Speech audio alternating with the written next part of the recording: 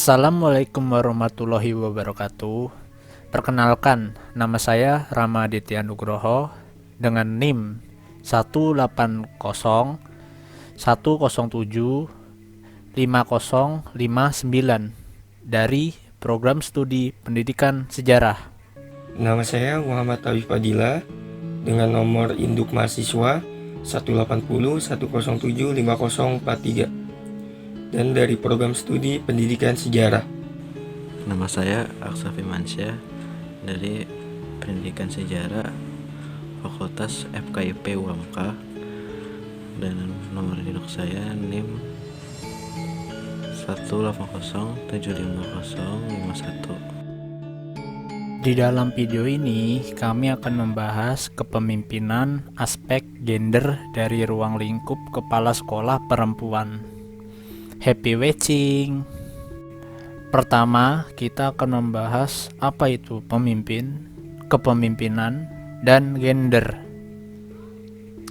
Pemimpin adalah seorang yang dapat mempengaruhi orang lain atau kelompok untuk melakukan unjuk kerja maksimum yang telah ditetapkan sesuai dengan tujuan organisasi. Lalu, kepemimpinan merupakan suatu proses dengan berbagai cara mempengaruhi orang atau sekelompok orang untuk mencapai suatu tujuan bersama.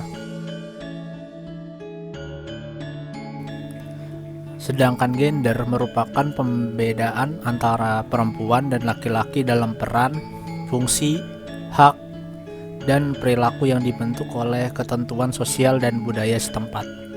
Sedangkan terdapat dua tipe peranan gender, yakni tipe maskulin dan tipe feminim. Adapun karakteristik peran gender maskulin dilukiskan sebagai sosok individu yang kuat, tegas, berani, teguh, dan semangat. Adapun karakteristik peran gender yang feminim antara lain adalah lebih memperhatikan perasaan, emosional, dan lebih sensitif. Selanjutnya itu membahas tentang sifat-sifat kepemimpinan, di mana sifat-sifat kepemimpinan perempuan cenderung kepada gaya kepemimpinan partisipatif dan transformasi. Kepemimpinan perempuan lebih mengutamakan hubungan kemanusiaan, peduli terhadap bawaan, memperhatikan kerjasama antara anggota, saling menghormati dan menghargai.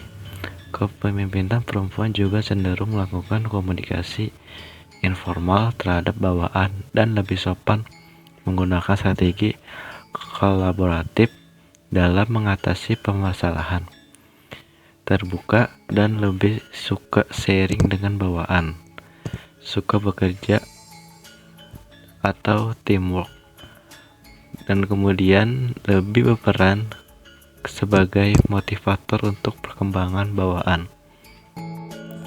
Pada pembahasan yang terakhir, kami mengambil studi kasus kepala sekolah perempuan yang terdapat di artikel jurnal yang berjudul Kepemimpinan Kepala Sekolah Perempuan Studi Kasus SMKN 7, SMKN 1 Bantul, SMKN 1 Tempel, bahwa sifat-sifat gaya kepemimpinan kepala sekolah perempuan pada SMK negeri di Provinsi Daerah Istimewa Yogyakarta, khususnya Kepala Sekolah SMK Negeri 7, Kepala SMK Negeri 1 Bantul, dan Kepala Sekolah SMK Negeri 1 Tempel yang muncul dalam pengambilan keputusan, membangun komunikasi, dan pemberian motivasi adalah sebagai berikut. Yang pertama, pengambilan keputusan berorientasi memberi kebebasan kepada guru, karyawan dalam pengambilan keputusan yang sesuai dengan bidang kerjanya. Menghormati, menghargai, serta terbuka terhadap kritik atau masukan, ide-ide, dan saran dari guru maupun karyawan. Sabar dalam memberikan penjelasan dan pemahaman kepada guru atau karyawan yang belum paham terhadap keputusan yang diambil. Demokratis, mengutamakan kerjasama dan bekerja tim, menyelesaikan masalah tidak gegabah, dilakukan dengan menganalisis terlebih dahulu apa permasalahannya, apa penyebabnya, dan mencari solusinya. lebih mengutamakan hubungan antar personal dan perasaan dalam pengambilan keputusan, memberi kepercayaan kepada guru dan karyawan dalam pengambilan keputusan, sangat berhati-hati dalam pengambilan keputusan, kurang berani mengambil resiko, taat prosedur, memiliki karakter yang lemah lembut.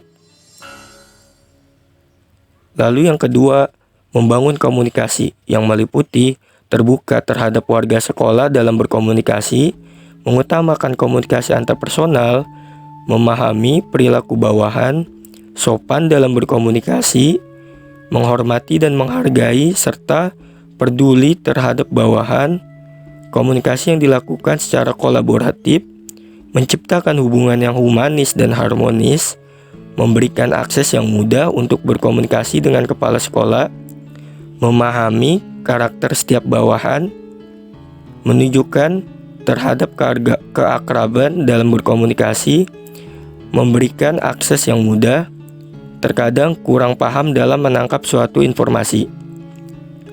Yang ketiga, pemberian motivasi, yakni selalu berusaha menjadi motivator, berusaha selalu memberikan teladan dan contoh untuk bawahan. Dalam pemberian penghargaan kepada guru dan karyawan, berorientasi pada pengembangan karir bawahan, meningkatkan kompetensi bawahan, dan mengembangkan studi. Dalam pemberian teguran, memperhatikan karakteristik bawahan.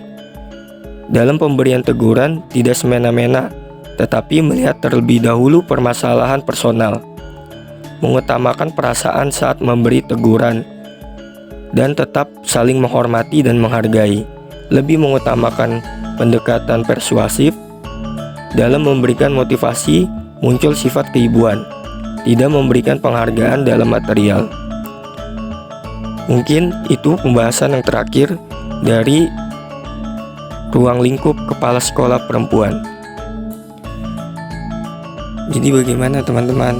Jika sudah memahami, izinkan kami untuk menyimpulkan dari hasil pemaparan video kali ini, yakni bahwa kepemimpinan dari kepala sekolah perempuan memiliki gaya kepemimpinan yang menggunakan pendekatan yang bersifat kekeluargaan, serta keputusan-keputusan dan kebijakan-kebijakan yang diambil didekatkan dengan pendekatan yang bersifat partisipasif atau memberikan kepercayaan dan tanggung jawab penuh kepada karyawan-karyawan atau guru-guru yang memiliki kemampuan atas bidang yang digelutinya.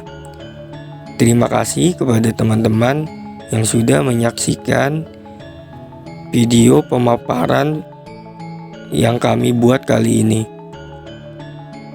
Kami mohon maaf juga jika terdapat salah-salah kata atau kekurangan.